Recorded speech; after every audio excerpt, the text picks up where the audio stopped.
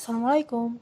Halo teman-teman, perkenalkan nama aku Elsa Amelia Fitriani, NIM F341800009. Di video ini, aku akan membahas mengenai karakteristik produk berbasis ubi kayu, maltodextrin. Let's check it out.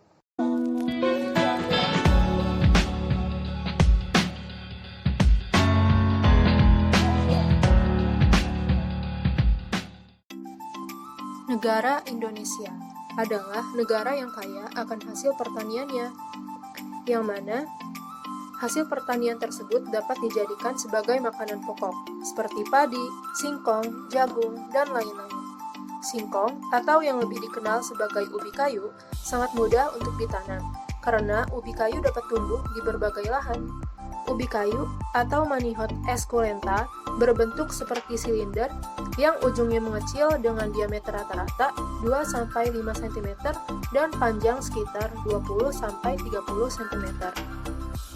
Ubi kayu segar banyak mengandung air dan pati. Ubi kayu dapat diolah menjadi produk yang bernilai tambah, salah satunya dengan mengolahnya menjadi tapioka. Tapioka adalah hasil ekstraksi pati dari ubi kayu. Pemanfaatan tapioka menjadi produk yang bernilai tambah tinggi saat ini sudah dilakukan salah satunya dengan mengolah tapioka menjadi maltodextrin. Maltodextrin didefinisikan sebagai suatu produk hidrolisis pati parsial yang dibuat dengan penambahan asam atau enzim yang mengandung unit alfa-D-glukosa yang sebagian besar terikat melalui ikatan 1,4 glikosidik. Maltodextrin sebagai produk modifikasi pati mempunyai rumus kimia C6H10O5NH2O. Kualitas maltodextrin dipresentasikan ke dalam nilai DE atau dextrose equivalent sesuai dengan spesifitas farmakopeal standar USPNF 17 yang mana produk maltodextrin mempunyai nilai kisaran DE 5-20. Kelebihan produk ini adalah dapat bercampur dengan air membentuk cairan koloid bila dipanaskan dan mempunyai kemampuan sebagai perekat, serta tidak bersifat toksik sehingga dapat digunakan dalam pembuatan tablet obat. Produk maltodextrin telah banyak dimanfaatkan sebagai bahan tambahan dalam industri makanan, minuman, dan obat-obatan. Maltodextrin dapat diaplikasikan sebagai pengganti lemak susu di dalam makanan pencuci mulut seperti yogurt, produk es krim, bahan tambahan margarin, dan produk pangan berkalori tinggi. Komposisi maltodextrin terdiri dari tapioka atau pati, enzim termamil L120 dari Novo, CaCl2, asam, dan air. Penggunaan tapioka adalah sebagai pati yang dihidrolisis oleh air menjadi maltodextrin. Enzim dan asam digunakan sebagai katalis yang berfungsi untuk mempercepat reaksi hidrolisis pati. Metode Somogyi-Nelson yang digunakan pada penetapan nilai DE merupakan metode penetapan kadar gula reduksi, di mana prinsipnya gula reduksi akan mereduksi ion Cu2+ menjadi ion Cu+, kemudian ion Cu+ ini akan mereduksi senyawa arsenomolibdat membentuk kompleks berwarna biru kehijauan. Cara pembuatan maltodextrin yaitu melalui proses hidrolisis dengan enzim yang diterangkan melalui diagram alir berikut ini.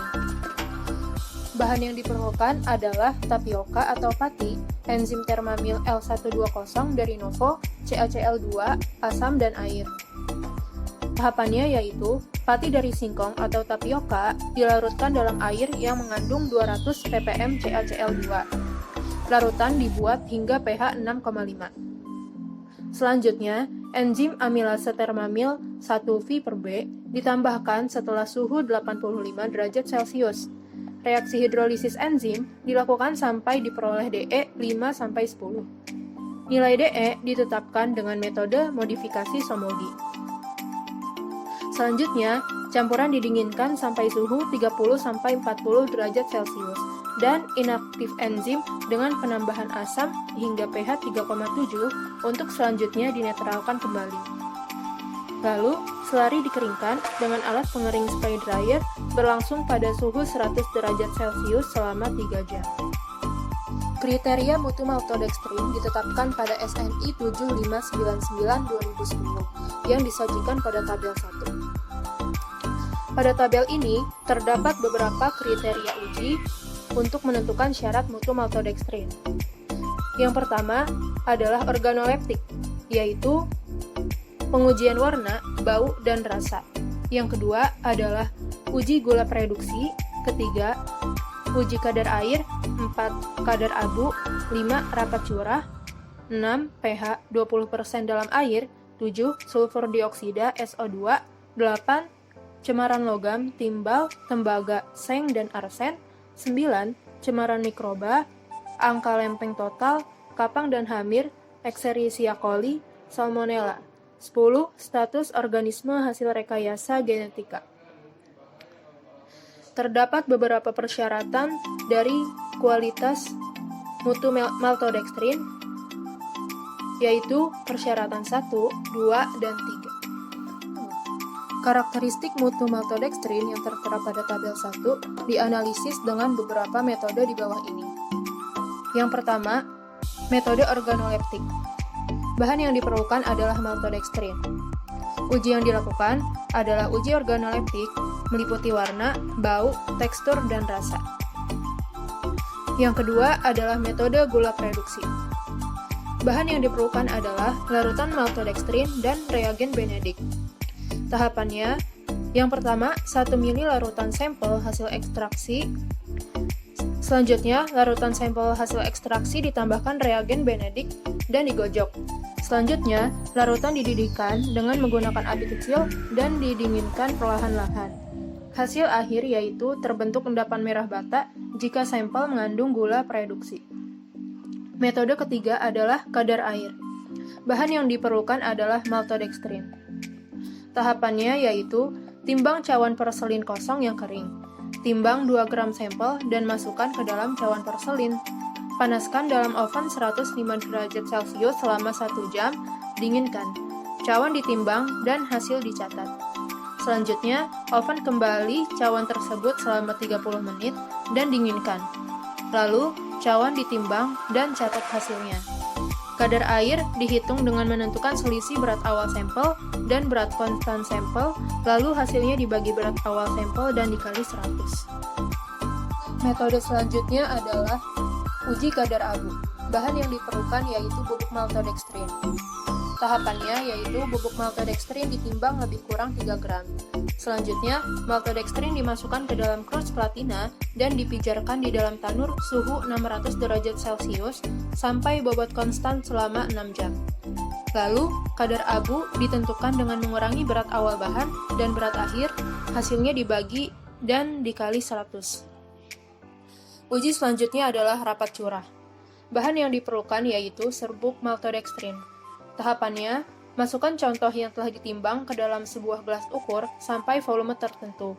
Lalu, getarkan gelas ukur hingga contoh mampat. Lalu, perhitungan rapat curah, yaitu berat contoh dibagi volume contoh sebelum dimampatkan.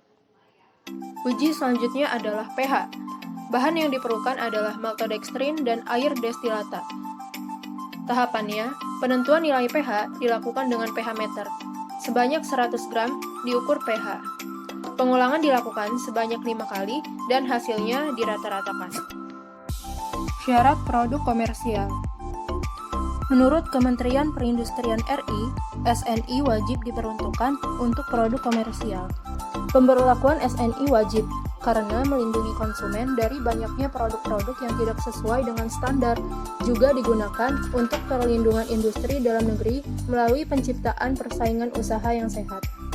Standar produk komersial maltodextrin diatur dalam SNI 7599/2010. SNI 7559/2010 menetapkan syarat mutu dan cara uji maltodextrin untuk digunakan pada industri makanan, minuman, farmasi, dan kimia. Produk maltodextrin lulus uji apabila memenuhi syarat pada tabel 1. Sekian penjelasan mengenai maltodextrin. Terima kasih.